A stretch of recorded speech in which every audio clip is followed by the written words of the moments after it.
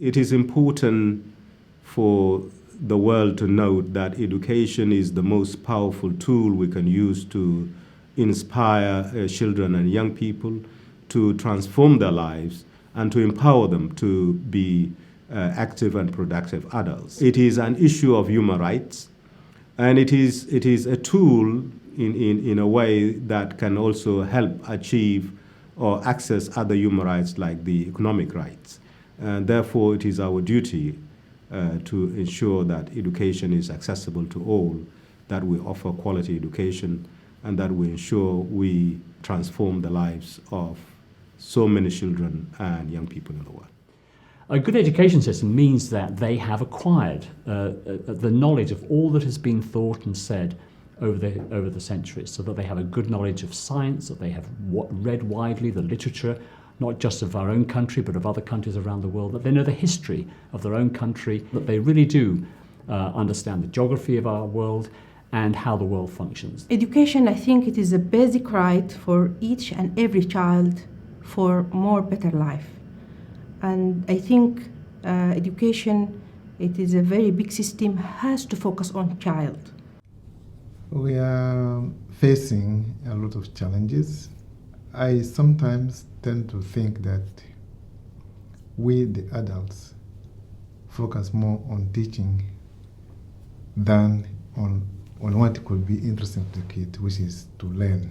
Our foremost responsibility as educators is to provide quality education, access for all, inclusive education system. I think that is fundamentally what we can all do for all our citizens. If we get education right, I think that we are contributing to the overall development and peace of our world.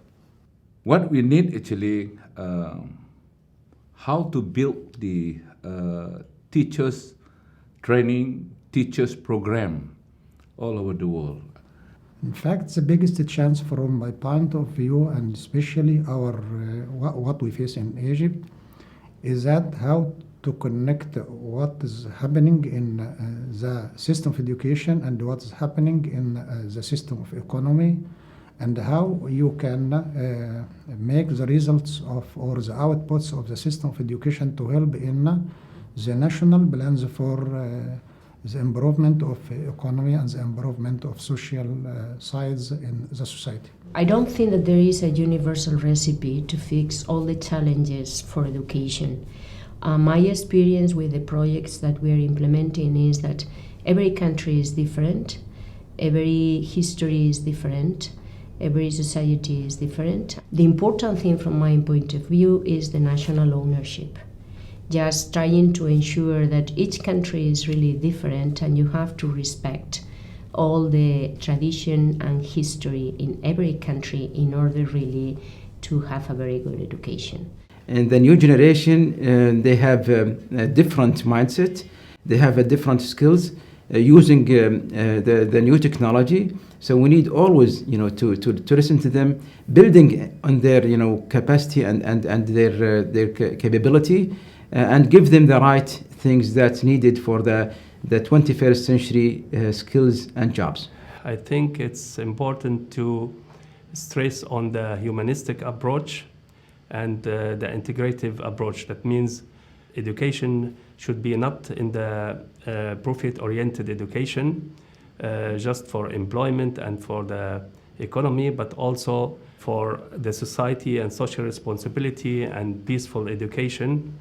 I don't think there's any doubt that there's probably never been any time ever in humanity about us not being sure about what's next around the corner. If you were about 200 years, you knew you were going to get up and go and work in the fields and go to bed that night. It was simple and everybody knew where the future was. We've never been so insecure about where the future goes. So this puts a demand on schools and on parents and on society in general to help give young adults, young citizens, the skills to better cope in that new world. It is the crisis of the old school and the new school.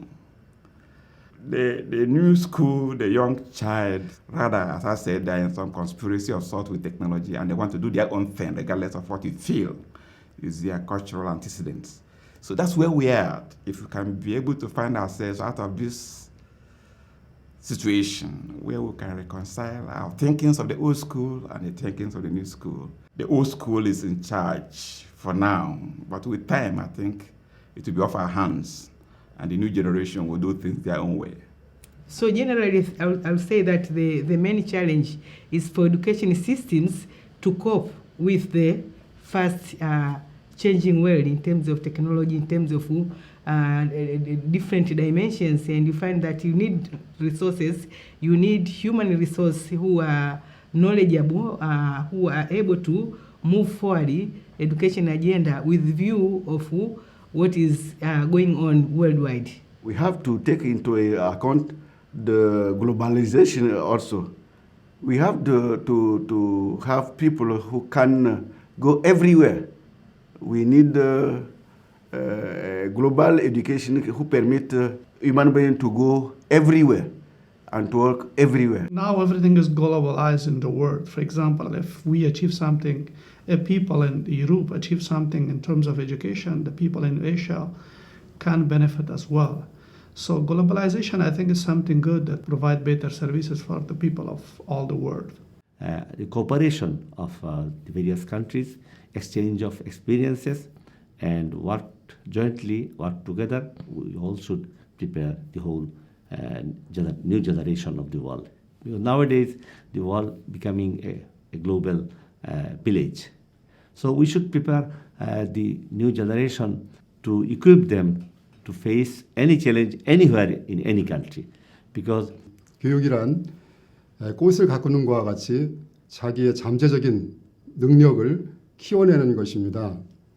그래서 우리가 물을 주고 거름을 주고 해서 꽃을 가꾸는 것과 같이 학생이 자기가 가지고 있는 자기의 잠재 능력을 발휘할 수 있도록 교사나 학교에서는 그것을 도와줘야 합니다. 그 잠재 능력이 발현될 수 있도록 도와주고 학생은 자기 자신이 타고난 그런 능력을 스스로 개발할 수 있는, 꽃처럼 피어날 수 있는 그런 교육이 되어야 합니다. I think all of us as countries need to learn that the cornerstone to any development is education. And education cuts across all sectors. Education is not about just a school, and it's not only just about a classroom. I think it is a combination of a lot of things. And in education, you must call for robust parenting.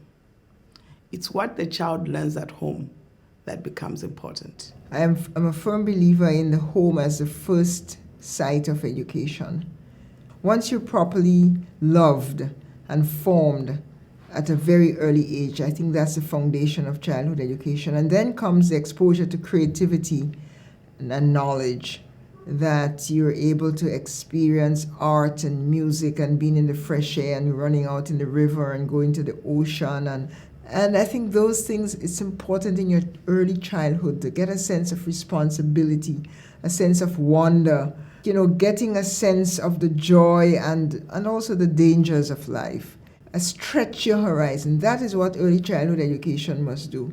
When we talk about a good education, we're talking about quality in education, where the education system is able to prepare students for the future, to enable them to acquire the 21st century skills that they need, where an education system promotes values.